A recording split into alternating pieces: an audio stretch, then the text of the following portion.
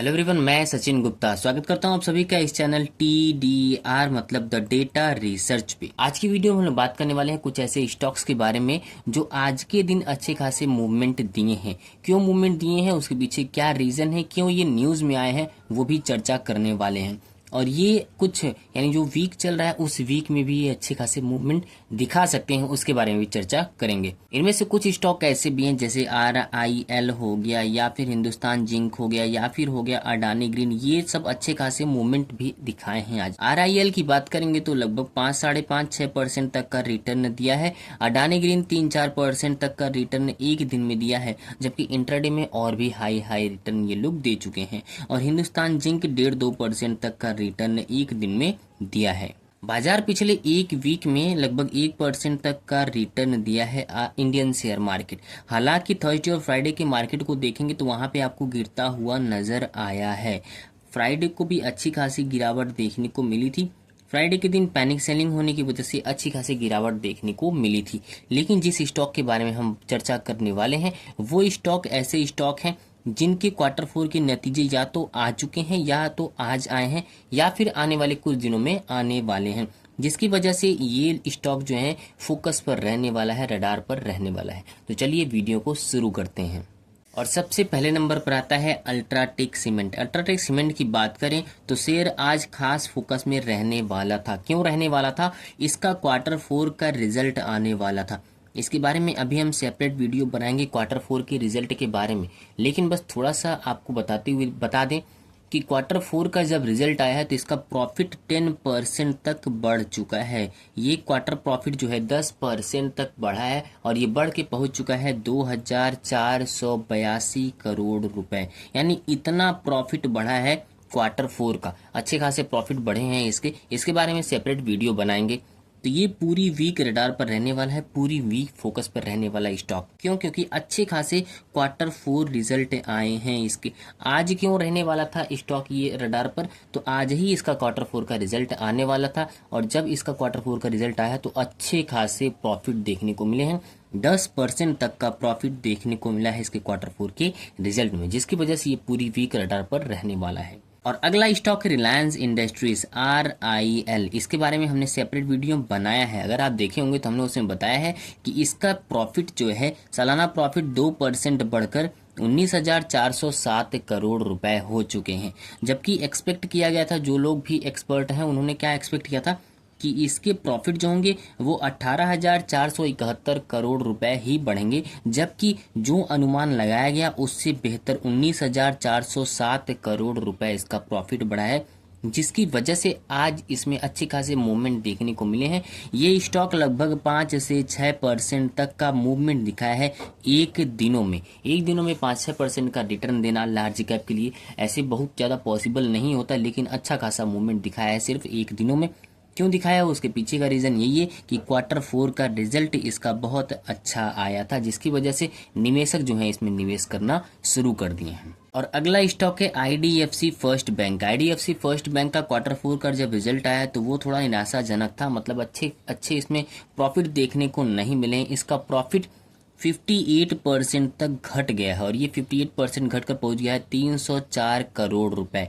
जो पिछले साल को देखेंगे तो इसी अवधि में 724 करोड़ रुपए था, वो घटकर पहुंच चुका है 304 करोड़ रुपए। हालांकि आज के दिन देखेंगे तो इसमें 0.48% का बढ़त देखने को मिला है, लेकिन ये पूरी वीक रडार पर रहने वाला है, क्योंकि ये जो घाटा हुआ है, इसका ये जो प्रॉफिट हुआ है वो घटकर इतने करोड़ हुआ है, जिसकी वजह से ये निवेशक थोड़ा सा इससे बाहर निकलने की कोशिश जरूर कर सकते हैं, और इसका शेयर प्राइस भी गिर सकता है। क्यों गिर सकता है? क्योंकि इसके नेट प्रॉफिट जो है 58% तक घटे हैं, इसी वजह से ये शेयर दबाव में थोड़ा काम कर सकता है पूरे वीक। और अगला स्टॉक है Adani green and Adani total gas. ये निवेशक के रडार पर क्यों रहने वाला है? इसके पीछे का भी रीजन वही है, क्वार्टर 4 का रिजल्ट आने वाला है इसका, इसी वजह से यह रडार पर रहने वाला है।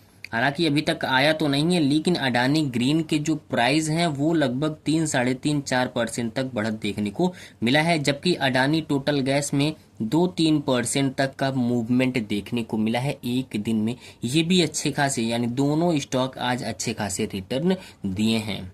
न सिर्फ आज बल्कि ये पूरी वीक रडार पर रहने वाला है, क्योंकि इसका भी क्वार्टर फोर का रिजल्ट आया है और उस क्वार्टर फोर के रिजल्ट की बेसिस पे निवेशक जो है इसमें निवेश करेंगे या फिर पैसे निकालेंगे। और अगला स्टॉक है मैक्रोटेक्स डेवलपर्स। ये किस वजह से न्यूज में रहने वाला है, तो ये इसका रीजन जो है वो अलग है थोड़ा। इसके क्वार्टर फोर के रीजन की वजह से नहीं, बल्कि इसने क्या किया है, चालू वित्त वर्ष जो अभी FY 26 स्टार्ट हुआ है उसमें इन्होंने मुंबई, पुणे और बेंगलुरु में जमीन खरीदने के लिए 8,000 करोड़ रुपए से अधिक रुपए का निवेश करने वाला है, जिसकी वजह से यह स्टॉक जो है वो रडार पर रहने वाला है। आने वाले समय में मोमेंटम दिखा सकता है, क्योंकि 8,000 करोड़ रुपए का निवेश करने वाला है जमीन खरीदने के लिए, जिसकी वजह से यह निवेशक के लिए थोड़े से मतलब दिलचस्प हो सकती है थोड़ी बात। यहाँ पर भी इस स्टॉक में भी थोड़े से मोमेंटम दिखा सकते हैं। और अगला स्टॉक है इंडिया सीमेंट। इंडिया सीमेंट भी क्यों न्यूज में रहा है, तो इसने भी क्वार्टर फोर में अच्छे खासे रिटर्न पाए हैं, जिसकी वजह से यह रडार पर रहने वाला है, पूरी वीक रडार पर रहने वाला है। आज इसने लगभग 1% तक का रिटर्न दिया है, लेकिन इसके मार्च तिमाही को देखेंगे तो इसने 19 करोड़ रुपए का पूरा शुद्ध लाभ यानी नेट प्रॉफिट अर्जित किया है, जिसकी वजह से ये आने वाले समय में अच्छे खासे मोमेंटम दिखा सकता है। जबकि पिछली साल को देखेंगे तो इस अवधि में इसने 50 करोड़ रुपए का घाटा खाया था, लेकिन इस बार इसने 19 करोड़ रुपए का प्रॉफिट पाया है, जिसकी वजह से ये पूरी वीक रडार पर रहने वाला है। हालांकि आज के दिन इसने सिर्फ 1% तक का ही रिटर्न दिया है। और अगले कुछ स्टॉक हैं IRFC, TVS motor, IDBI bank. ये क्यों रडार पर रहने वाले हैं, तो ये लोग भी ऐसे ही स्टॉक हैं जो क्वार्टर फोर की रिजल्ट घोषित करने वाले हैं, जिसकी वजह से ये सब के सब फोकस पर रहने वाले स्टॉक हैं। आने वाले समय में, अभी तक तो आया नहीं है, कुछ दिनों में इनके भी इस स्टॉक के भी क्वार्टर फोर के रिजल्ट आने वाले हैं, जिसकी वजह से ये स्टॉक सब के सब फोकस पर रहने वाले हैं। और इसी क्वार्टर के रिजल्ट पे यानी क्वार्टर फोर के रिजल्ट के बेसिस पे ही इस स्टॉक्स में भी अच्छे खासे मूवमेंट देखने को मिल सकते हैं। और अगला स्टॉक है महिंद्रा। महिंद्रा का स्टॉक जो है वो क्यों रडार पर रहने वाला है, तो इसके पीछे का रीजन क्वार्टर फोर का रिजल्ट नहीं है, बल्कि इसने SML आइसुजू में 58.96% की हिस्सेदारी खरीदने का ऐलान किया है। मतलब कुल 555 करोड़ रुपए का सौदा करेगा, ताकि ट्रक और बस सेगमेंट में भी अपनी स्थिति को मजबूत कर सके।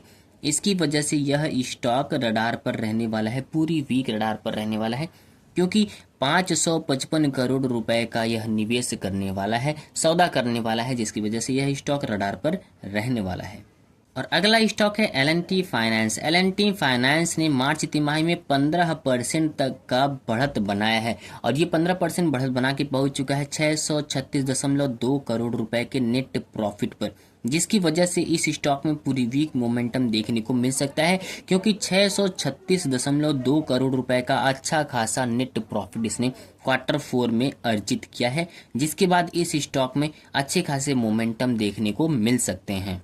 हालांकि आज के दिन इस स्टॉक में 3-4% के माइनस में रिटर्न देखने को मिला है, लेकिन ये पूरी वीक रडार पर रहने वाला है, क्योंकि अच्छे खासे बढ़त के साथ, अच्छे खासे प्रॉफिट के साथ यह पूरा क्वार्टर इसका बीता है। 636.2 करोड़ रुपए का प्रॉफिट के साथ इसका क्वार्टर बीता है, जिसकी वजह से ये पूरी वीक रडार पर रहने वाला है। और अगला स्टॉक है गेल और कार्नार ने लॉजिस्टिक सेक्टर में लिक्विड नेचुरल गैस पर एक वैकल्पिक ईंधन के रूप में अपनाने का मतलब हस्ताक्षर किया है, जिसकी वजह से इस स्टॉक में मूवमेंट देखने को मिल सकता है। हालांकि आज के दिन देखेंगे तो इसमें 1.42 लगभग 2% तक के रिटर्न देखने को मिले हैं।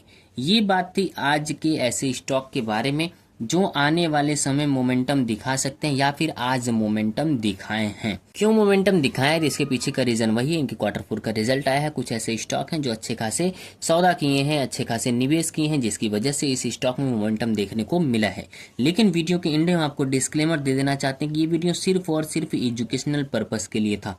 अगर आप किसी भी स्टॉक को बाई, सेल या होल्ड करना चाहते हैं तो खुद का रिसर्च और खुद का एनालिसिस जरूर करिए, उसके बाद ही किसी स्टॉक को बाई, सेल या होल्ड करने का सोचिए। तो चलिए मिलते हैं अगले वीडियो में, तब तक आप लोग बिल्कुल स्वस्थ रहिए, मस्त रहिए, अपने परिवार का और इस देश का भी ख्याल रखिए।